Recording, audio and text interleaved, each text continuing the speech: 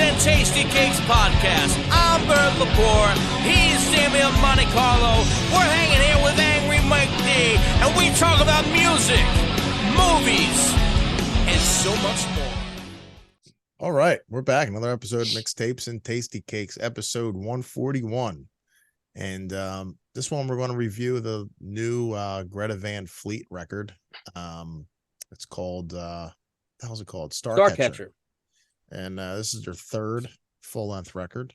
And third? Was it their fourth, I think? No? Three full-length records, but they've had... Oh, that's like, right. They had the EP. 8-song EP, had, whatever it was. Yeah, which, they've had some EPs. Which, to be honest with you, and we'll get to it when we do the final thought, but their first record, I thought vocally had the best sound quality. It gets fucking lost in the month 3 albums, but we'll get into that. Yeah, Damo, anything else you want to add before we start this thing here? No, let's get into it. Yeah, I want to throw this out there. Yeah. Maybe a little intro. You know, those of you don't follow new music. Greta Van Fleet's been around for maybe, I don't know, 6 years or so now. Around 2017, something like that, right? Yeah. 5-6 years. And is that it? Yeah. 2016, wow. I think, right? They're young. I thought they were around at least like 8, maybe 10. Nah. Yeah, I mean, they kind of like shot out of a cannon immediately. There was a huge buzz on them because they sounded so much like Zeppelin. And I mean, they're an arena band now. So huge buzz. I'll save my thoughts on them. I'm just giving people some feedback. They're fairly big right now. So let's throw out a little thing here on top. Anybody that's watching the show, as when we do any of these other shows, just to let you know, this is just our opinion. There's no right or wrong. You have your own opinion, and that's cool. And you know, this is just how we think. It doesn't mean it's right or wrong. This is just what we like and what we don't like. Everybody's different. So take it with a grain of salt, and you know, you like what you like. We like what we like. Everybody's special. Yeah, everybody's special. Yeah. So listen, you like what you like. That's what makes you you. So here we go. It's going to the way we do this, as you guys know, we take every song on the record and we rate them from our worst song on the record to our best or favorite song on the record, or what song we think is the best. So we go through each track, we talk a little bit about each track, and we give them, you know, what we think is the worst song to the best song on the record. And then we total that all up between the three of our marks, and then we come up with the Mixtapes and Tasty Cakes point system. So 1 to 10. So everything's ranked from 1 to 10. And we're going to start it off with that Greta Van Fleet, Starcatcher. Coming in at number 10, Runaway Blues. What you got, Dave-O? I thought this was a decent song. I'm kind of surprised about how short it is. It's only like, I don't know, like a minute and a half long. It's probably like their most up-tempo track, which is a good thing because I found most of this record to be dreadfully boring. I gave it a 6 out of 10. And I don't know. Probably would have gave it a higher ranking if it was maybe a little bit longer than a minute and 17 seconds. I just thought that was a little weird, but yeah. You know, what are you going to do? Exactly. Mike D. What you got? And I mean, I should have gave this their best song because it was their shortest, and right. But I mean, it had a little promise, and then it just abruptly ended, like abruptly fade out, boom, done. It's like, okay, I gave it a 3, man, a 3. It just, why even do the song? Why even put it on the album? It's like, it sounds like almost like, it doesn't sound like a song that should be 1 minute. It sounds like at least a full song. It should have been 2 minutes, 3 minutes. Why even bother? You know, you're stuck for time or something. You can't write the rest of the song. Save it for a different album. Yeah. Yeah. Okay. So, I gave it a 3 also. It's just not for me. It's not my type of song. I really wasn't too into it. And I'm going to throw up the graphic right now. And this is how we're doing our rating system. 1 to 5.5 is ice cold. Cold is 5.6 to 6.5. 6.6 to 7.9 is warm. 8 to 8.9 is hot. And 9 to 10 is fire. So that's how we're doing our rating system now. And for me, this song's ice cold. Moving on to the next song. Coming in number 9. Sacred the Thread. Damiano, what you have? Yeah, this sounds like gonna be a common theme, and I hate to say it, but it definitely has like an early 70s kind of like Zeppelin throwaway track vibe. Definitely something I could picture like people like hanging around, putting on, have the record on and smoking weed. That being said, I thought it was kind of boring. Yeah. I gave it a 5.8 out of 10. Okay. Mike D, Sacred to Yeah. Thread. I mean, we start off with this, let's face it, before we even get any further, this band is a Led Zeppelin clone. Okay. And for 3 albums and the EP, whatever they've been doing, Led Zeppelin.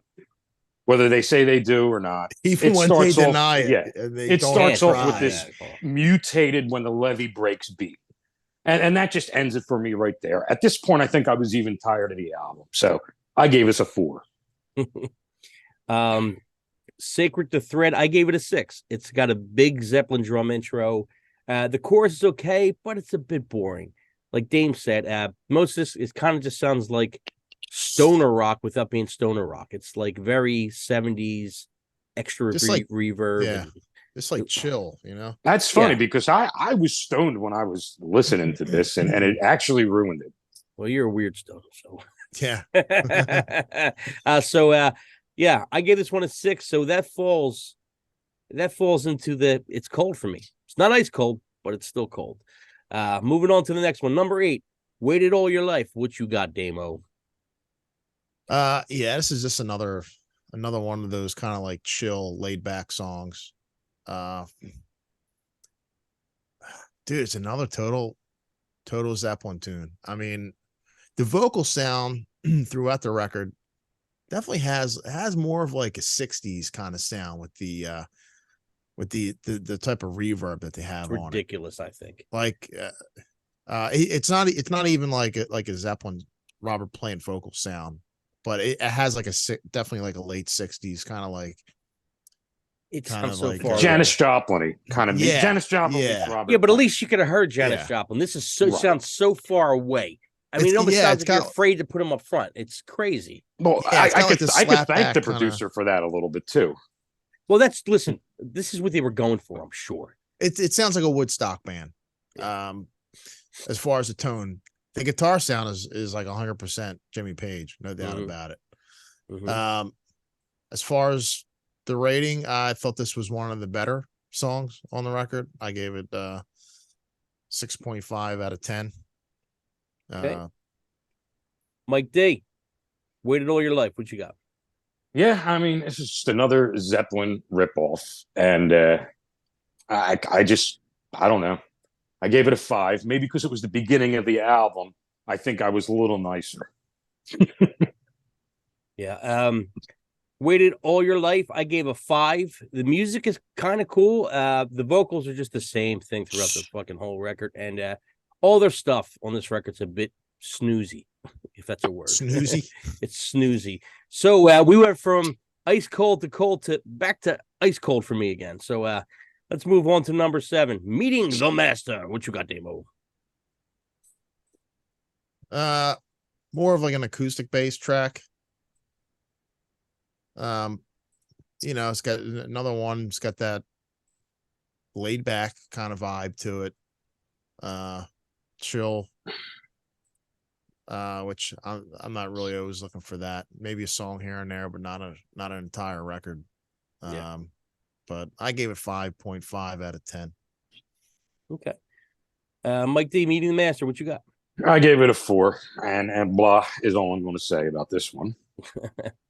Meeting the Master. I like the guitars, but it's got the total Zeppelin thing going on. I mean, this could have been an outtake from Zeppelin 3. It reminded me of Zeppelin 3 a lot. The song's not bad. The vocals are a little bit cleaner on this one. And I gave it a 7. So it's in the warm area for me, which isn't bad. So it's warm. All right, Damo, we're going to move on to number 6, Farewell for Now. What you got? Dude, it's just like a lot of the other ones, but I thought this was a little bit better than some of the other ones that it kind of sounds like. But so I gave it a 6.95 out of 10, and this is the second highest ranking song on this record in my opinion. But I gave it, Okay. Mike D, farewell for now. I gave this one a 10. Yeah. I'm kidding. I'm kidding. I should have gave it a 10 because it was the last song on the album. And I didn't have to fucking bear with this anymore. But I really gave it a 4. Thank God it was the end of the album. That's all I got to say.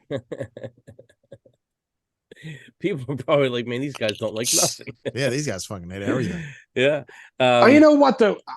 In truthfulness, I don't have a problem ripping the mainstream shit, man, because it's just like this is the stuff they put out there for you. This is the stuff they put in your face. This is the stuff they want you to listen to. This is the stuff they make you listen to. So you know what? I don't feel bad. All right. So moving on for me, number 6, farewell for now. 6.5.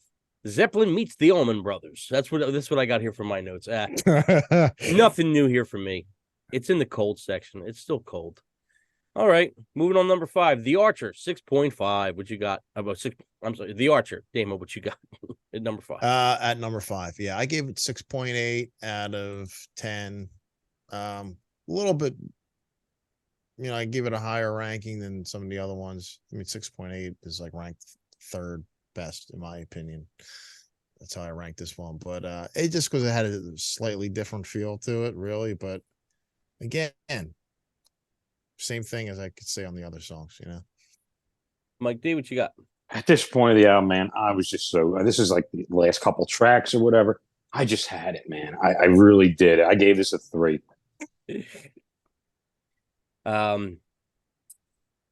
The Archer, I gave it a 6.5. It's got a cool guitar riff.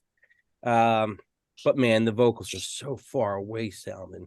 It gets annoying. It actually gets annoying on this record. Yeah.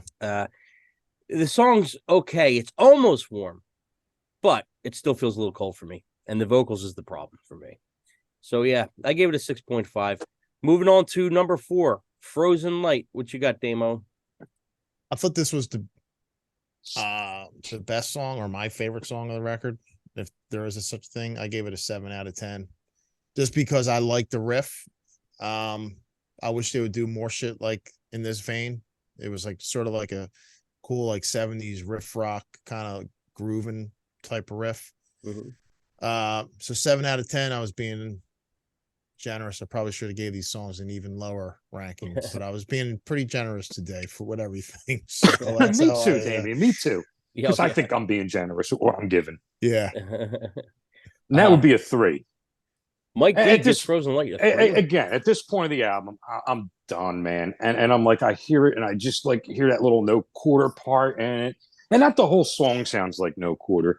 I mean, it sounds like different Led Zeppelin songs from here to there. But I'm at this, like I said, at this point of the album, track 7, I'm done.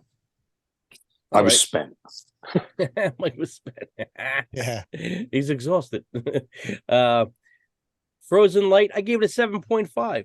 I thought it was another real cool riff, decent melody line, cool mellow part. It wasn't bad. I didn't think this one was that bad. It hits the warm category for me. So yeah, 7.5. Moving on, number 3, Fate of the Faithful, which is the opening track of the record. What you got, Dane? I gave it 6 out of 10, which is pretty much where everything sort of sits average wise, in my opinion.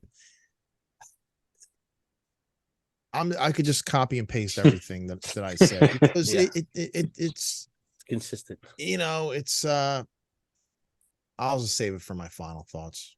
Okay. It's just like the other songs. Yeah. I just hate to give you a lazy review, but yeah. Mike D, Fate of the Faithful.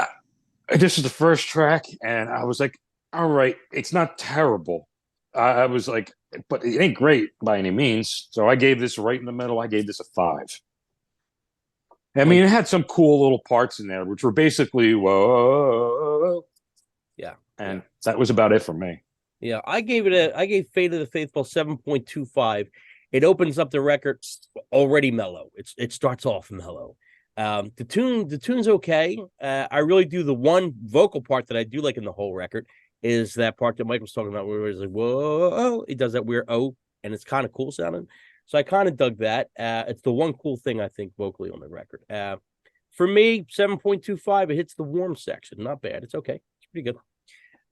Okay, Damo, we're at the top 2 here. Number 2, The Indigo Streak. What you got, Damo? I gave it 6.25 out of 10. Just because it has a slightly different feel than some of the other songs. It's got like, I don't know if it's a halftime feel, but it's a little different. It's not so chill like the other ones, but still in that tempo range, you know. Okay. Mike D? This is on the decline of the album, and I gave this a 4. I mean, it had some. It actually There goes my had some wife. really. It had some really cool harmonies like mixed in there, and you know, I mean, but you heard it before. It's nothing. It's nothing new. So, The Indigo Streak, I gave it an 8. The two highest scores for me were 8. That's the highest I went. wow, Two of them got an 8. Yeah. that's borderline classic, man. Yeah. Yeah. Two were 8 out of 10 for me, and this is definitely one of them. I like the guitar riff. I think the melodies were really good. I like the cool harmonies. It's a good chorus. Yeah, this one's good. I think I'm going to put this one in the hot category. It's not fire, but it's not cold. It's hot. Yeah, I'm going to put it in the hot category. Coming in number 1, Damo, The Falling Sky. What you got? I gave it 6.25 out of 10. It's a little more rocking than the other songs. It's a little different than the other ones, as far as like not mellow. So it scored points, extra points there, but Yeah. I'll save my final thoughts. It's like Jerry Springer, the final thought. Yeah. I love it. Mike D, The Falling Sky. Yeah, I gave this one a 5, and I probably really should have given it lower. I mean, I think by the third or fourth time I heard this, it was just the screaming of the vocals that this one just really got to me. And look, it's not that he's getting old, he can't take the screaming. It's not, I came from a generation of screamers. This is just on a different level. It's nonsensical. Should I put it that way? Yeah. It's like everything's on 10, and then it goes to 11 and 12. You can't understand the vote. You can't understand the vocals. Yeah.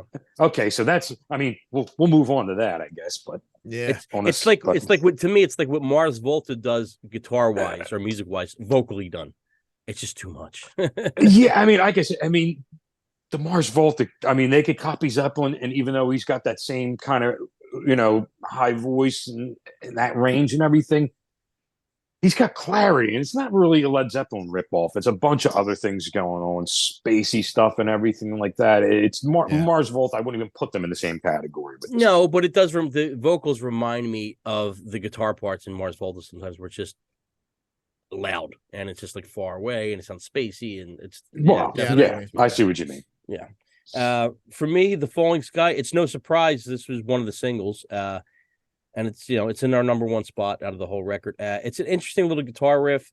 The verse melody is good. I mean, I kind of like this one, and it's going to go in the hot category for me. I gave it an 8, which was the highest score with the 2 8s that I gave it for all of us. So, as we look back at Starcatcher, we have here. Let's see everybody's totals as I'm wrapping it up all here. We got Damo gave this record a total of 6.355. Mike D gave this record a 3.9. I gave I gave it a 5.576. And the total is for the record. It hits our cold area. It's a cold record for us. And it's a 5.57. So it hits the cold area for us. And we're going to give you our final thoughts on the record right now. Greta Van Fleet, Starcatcher. What do you got, Damo, for your final thought? There's nothing catchy. In my opinion, there's no good choruses. Even like the guitar licks are not catchy. Like when they first came out, like okay, it sounded just like Zeppelin, but the stuff was the first record was good. The first EP I thought it was good. Yeah, there was the riffs were catchy, and the singer did these really cool melodic stuff that like stuck in your head. But this stuff is just like it's like them trying to be like too trippy, psychedelic. Yes. A lot of the songs sound the same to me. It's like the same vibe, same feel through like every song except like 2 or 3, which are the ones that I gave a higher rating. A little too laid back for me. Shit was just boring, man. I don't want to hate it just to hate it, but there's other bands doing that style that are kind of doing it better than they are now. And yeah, I don't know, man. It's I'm happy in a way that they're a young band and finally a young rock band is playing like an arena. That's great. I don't want to sound like the old guy, because this shit's gonna die pretty soon. Let's face it. In 15 years, all these bands that can still play these big venues are going to be gone, and then who's going to take it? Right. You're going to see a bunch of Taylor Swifts. There's not going to be any rock bands. So Yeah. if these guys are going to do it, then fine. At least they could take some other rock bands on tour with them when they do it, and maybe that'll spur something else. Yeah, well, like you said, Damo, like the some of the later bigger bands, I guess from the 2000s on, a lot of them are retiring now or stopped touring or might tour once in a while. Like a band like Godsmack, this supposedly is their last record, and they're going to not tour for or if they tour, it's going to be just the greatest. They're going to tour, it's just going to be the greatest hits kind of show. They're done making a record. So, who lasts? Like, I don't think we'll ever see a Zeppelin, a Kiss, a Black Sabbath, an Iron Maiden, a Judas Priest, and all those kind of bands that were still relevant 30, 40 years after. I don't know who is that band. We have to. I don't know. We'll have to see. 40 years later, we'll have to see who survives that long. I mean, is that even doable anymore? Well, you see, a lot of the bands that were around that came out around the late 90s or 2000s. That's like today's classic rock, like the Creed and Limp Bizkits and bands like that. I see them at the top of the festival lineups, headlining the festival. So they're like next in line to take over from the Aerosmith and the Kiss and bands like that. It's crazy. It just don't seem as big to me as them other bands. It doesn't, but it will eventually, because there'll be nothing left and people are just going to be starved and people are just going to go because that's all that's out there, I think. Yeah. Or it could be the other way around where just nobody goes, but I don't think that's going to be the case. I'm so sure there's always something, I guess. Optimistic, but yeah, it's just, I like them. Greta Van Fleet, when they first came out, I was excited. I was like, man, these guys are really young. They sound good. And then I don't think they really they kind of like went downhill. They didn't live up to their potential to me. I wish they would just fucking live up to the Zeppelin thing. Yeah, we fucking love Zeppelin. We're big Zeppelin fans, and they're not around to do this stuff. So we're going to pick up where they left off, and hopefully you guys will like it and be on board. Just fucking come on, man. You're not fooling anybody. Just fucking do it. Yeah. Just fucking do it. No shame. Just fucking go for it. Just go, Yep. Write another fucking Cashmere. Rip off another. Who the fuck cares? Yep. A good song is a good song. But when they're denying it in denial and it sounds like some boring, they're trying to be like some fucking Woodstock band. Yeah. I don't know. Yep. Mike D, final thought. To me, and I'm going to tell you what this reminds me of. With all this stuff with the AI and all that stuff, it actually sounds like they ran, their thoughts of what they wanted through an AI. Let's put Led Zeppelin through an AI and see what it spits out. Yeah, and this is what it sounds like. And I can't put it no other way, because in all honesty, this album just feels like it doesn't have the human touch to it one bit. It doesn't have any warmth, any emotion, any feeling, nothing. It just falls flat. And you say about like these guys, and you're rooting for them, and you're hungry for the next rock band. But look, man, I might be hungry for the next rock band. I don't like eating shit. Here's Mike D's final thought. Yeah, my final thought is they're good musicians. There's no denying they're good musicians. They're really good. I don't even mind a little bit of the Zeppelin thing, man. Everything sounds like something. Everything comes from something. So I'm cool with the Zeppelin thing. But man, the sound, the production, the music, the vocals, it's all that. And the thing that don't work for me is the vocals. It's not that he's bad. It's just that, I mean, yeah, there is some emotion, I think, in his vocals, but it's one spot almost the whole time.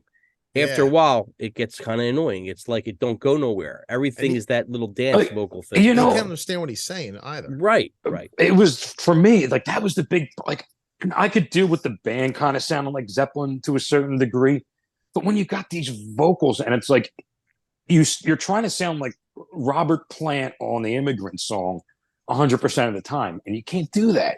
Like it just doesn't work. All you get is a bunch of screaming. It's like in your face, even though he's pushed back into the music. Yeah, I can't even explain what you have to kind of listen to. Zeppelin had character. They fall a little short, I think, right? Character, and it comes down to the vocal thing for me. The music thing, I think musically they're really good. Vocally, it's just the production. And I'm sure they wanted that sound.